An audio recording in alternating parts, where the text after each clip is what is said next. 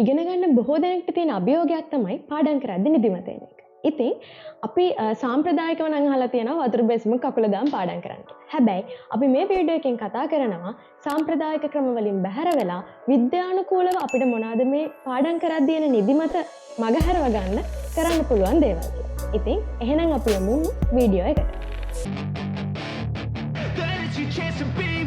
Hey kid, don't ever let them get inside your head. They'll tell you what to do in life instead. පාඩම් කරන අතරතුර අපිට නිදිමත එන්න ප්‍රධාන හේතුවක් වෙන්න පුළුවන් අපිව ඩිහයිඩ්‍රේට් වෙලා තියෙන එක. ඒ කියන්නේ අපි නොදැනීම අපේ ශරීරය විජලනය වෙනවා. එතකොට විජලනය වුණාම අපිට නිදිමතක් එනවා. ඉතින් එහෙනම් අපිට පුළුවන් අපි පාඩම් කරන තැන අපිට පේන්න වතුර වීදුරුවක් තියාගන්න. එහෙම නැත්නම් ලස්සන බෝතලයකට වතුර එකක් තියාගන්න. එතකොට අපිට නිතරම මේක දකිනකොට බොන්න හිතෙනවා. ඉතින් පාඩම් කරන අතරතුර වතුර බොන්න. එතකොට අපිව හයිඩ්‍රේට් වෙනවා. නිදිමත එන එක පමා වෙනවා. ඉතින් පාඩම් කරද්දී එන නිදිමත මගහැරව ගන්න අපිට තව කරන්න පුළුවන් විදිහක් තමයි අප්බීට් මියුසික් වලට සවන් දෙන එක. එතකොට අපි පාඩම් කරනවා. හැබැයි අපි පාඩම් කරන තැන පසුබිම් සංගීතයක් විදිහට අපි එනර්ජටික් මියුසික් එකක් ප්ලේ කරලා තියන්න පුළුවන්. ඉතින් ඒක ගොඩක් වොලියුම් වැඩි කරලා තියාගන්න එපා. සාමාන්‍ය වොලියුම් එකකට දාලා තියන්න. ඒක ඔයාගේ පාඩමට බාධාවක් වෙන එකක් නෑ. එනර්ජටික් මියුසික් එකක් අපිට YouTube එකේ සර්ච් කරපුවාම ප්ලේ වෙන්න දාලා තියන්න පුළුවන්. ඒ කියන්නේ පැය 24ම ප්ලේ වෙන මියුසික් තියෙනවා YouTube එකේ. ඉතින් ඔයාලට පුළුවන් ඒ වගේ එකක් පාවිච්චි කරන්න. ඔයාගේ එනර්ජි එක පාඩම් කරන මුළු කාලය පුරාම පවත්වා ගන්න. ඊළඟ ක්‍රමය තමයි ඔයාගේ කෝස් මැටීරියල් එකත් එක්ක. ඒ කියන්නේ ඔයා පාඩම් කරන පොතත් එක්ක හොඳටම එන්ගේජ් වෙන්න. සාමාන්‍යයෙන් පාඩම් කරනවා කියලා මම දැකලා තියෙනවා ළමයි පොතක් අරගෙන ඒකේ තියෙන නෝට් එක එක දිගට කියවගෙන යනවා. හැබැයි ඊට වඩා ගොඩක් ඵලදායී ක්‍රමයක් තමයි ඔයා හොඳට එන්ගේජ් වෙලා කියවන එක. ඒකෙදි අපිට කරන්න පුළුවන් අපි කියවන වාක්‍ය හඬ නගා කියවන්න. ඒ වගේම අපිට පුළුවන් ෂෝට් නෝට් එකක් හදන්න සාරාංශගත කරලා. එහෙමත් නැත්නම් ඔයාගේ කෝස් මැටීරියල් එකම හයිලයිට් පෙන් එකකින් හයිලයිට් කරන්න පුළුවන්. එතකොට අපි නිකන්ම අර පොත දිහා බලාගෙන කියවනවට වඩා අපි ඒකට ඇක්ටිව්ව එකතු වෙන හින්දා ඒක ගොඩක් ඵලදායී වෙනවා. එතකොට නිදිමතක් මගහැරිලා යනවා. තව ඔයා පාඩම් කරන තැන බ්‍රයිට් ලයිට් එකක් තියාගන්න. ඒක සමහරවිට සුදු පාට කහ පාටට හුරු ලයිට් එකක් වෙන්න පුළුවන්. හැබැයි හොඳ එළියක් දෙන්න ඔයා පාඩම් කරන පොතට. සමහරට ඔයා පාඩම් කරන කාමරේ ලයිට් එක තියෙනවා වෙන්න පුළුවන්. ඒ ලයිට් එකක් දාන්න. හැබැයි ඒ වගේම ඔයා පාවිච්චි කරන්න ටේබල් ලෑම්ප් එකක්. දැන් මේ දවස්වල නම් ටේබල් ලෑම්ප් එකක් මිලදී ගන්න ගියොත් ලොකු මුදලක් වෙනවනේ. හැබැයි YouTube එකේ තියෙනවා ඔයාටම ටේබල් ලෑම්ප් එකක් හදාගන්න පුළුවන් විදි. ඉතාම අඩු මුදලකට. ඉතින් ඒ වගේ එකක් බලලා ඔයාට ටේබල් ලෑම්ප් එකක් නැත්නම් ඒක හදාගෙන ඔයා පාඩම් කරන තැනට ලොකු ආලෝකයක් දෙන්න. හොඳට ආලෝකය තියෙනකොට අපිට නිදිමත එන්නේ නැහැ. ඒකත් කරලා බලන්න. ඒ වගේම ඔයා පාඩම් කරන ගමන් ෂෝට් බ්‍රේක් එකක් ගන්න.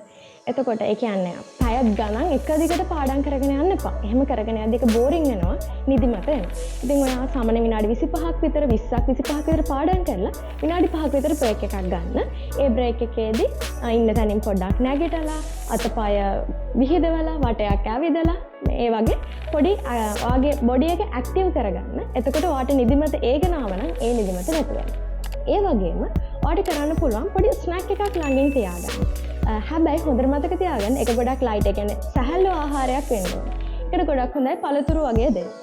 හොඳට මතක තියාගන්න බර ආහාර ස්නැක් විදිහට ළඟ තියාගන්න එපා. ඒ වගේම සීනි ගොඩක් තියෙන කෑම ගන්නත් එපා පාඩම් කරන අතරතුර. බර ආහාර සීනි සහිත ආහාර කාපුවාම අපිට ඉක්මනින් නිදිමත එනවා. ඒකින්ද අඩපලන් උදාහරණයක් විදිහට කිව්වොත් ටිප් මුරුක්කු අන්න ඒ වගේ සැහැල්ලු දෙයක් ළඟින් තියාගන්න. එතකොට පාඩම් කරන ගමන් අපි ඒක හපනකොට අපේ නිදිමත නැතව යනවා.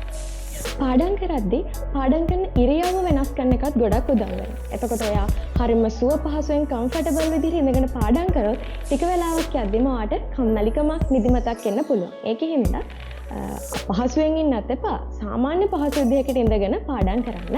ගොඩක් සුව පහසු විදිහට පාඩම් කරන්න එපා. ඒ වගේම කවදාවත් ඔයාගේ ඇඳට ගිහිල්ලා පාඩම් කරන්න එපා. එතකොට ඉක්මනින්ම නිදිමත එනවා. ඒතර ඔයා ඉඳගෙන පාඩම් කරනවා නම් ඔයාගේ මූව්මන්ට් එක පොඩ්ඩක් වෙනස් කරන්න. ඔයාට පුළුවන් ඔයාගේ කාමරේ ඇවිදින ගමන් පාඩම් කරන්න.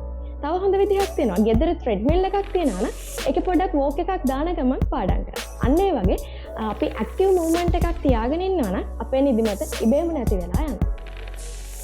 ඔයා කාමරයක පාඩම් කරනවා නම් ඔයාගේ කාමරේ ජනෙල් විවෘත කරලා තියෙනවා. එතකොට හොඳ වාතාශ්‍රයක් හම්බ වෙනවා. ඒ වගේම පාඩම් කරන අතරතුර ඔයාම මතක් කරලා හොඳ හුස්මක් ගන්න. හිතලා ලොකු හුස්මක්. ලොකු හුස්මක් ගත්තහම ලොකු ඔක්සිජන් වාත ධාරාවක් අපේ ඇඟට ඇතුල් වෙනවා. ඒ කියන්නේ අපේ මොළයට ඔක්සිජන් වැඩි ප්‍රමාණයක් හම්බ වෙනවා. ඒකත් ඔයව රීෆ්‍රෙෂ් කරන්න ගොඩක් උදව් වෙනවා. ඒ විතරක් නෙමෙයි, දැන් ඔයාට පාඩම් කරන්න ඔයා මේ මොන ක්‍රමයේ කරත් ඔයාට නිදිමතක් එනවනම් ඔයා ගන්න ෂෝට් නැප් එකක්. ඒ කියන්නේ විනාඩි 10ක් විනාඩි 20ක් අතර ඔයා හොඳට නිදා ගන්න. ෆෝන් එක අයින් කරලා පොත් ටිකක් පැත්තකින් තියලා ඔයා විනාඩි 10ක් 20ක් අතර කාලයක් නිදා ගන්න. එලාම් එකක් තියලා ඊට වඩා කාලයක් නිදා ගන්න එපා. එහෙම වුණොත් ඔයාට කම්මැලි හිතෙනවා. හින්දා විනාඩි 10ක් 20ක් අතර නිදාගෙන නැගිටලා මූණකට හොදගෙන ආපහු පාඩම් වලට යමු වෙන්න. ඒක ගොඩක් සාර්ථකයි. ඉතින් මං හිතනවා මේ වීඩියෝ එක ඔයගොල්ලෝ ඉගෙන ගන්න ළමයෙක් නම් එහෙම නැත්නම් යුනිවර්සිටි ඉන්න කෙනෙක් නම් කොහොම හරි පාඩම් කරන කෙනෙක් නම් නිදිමත එන ගැටලුව තිබ්බත් නම් ඒක විසඳ ගන්න ඔයගොල්ලන්ට මේක ගොඩක් ප්‍රයෝජනවත් වෙයි කියලා.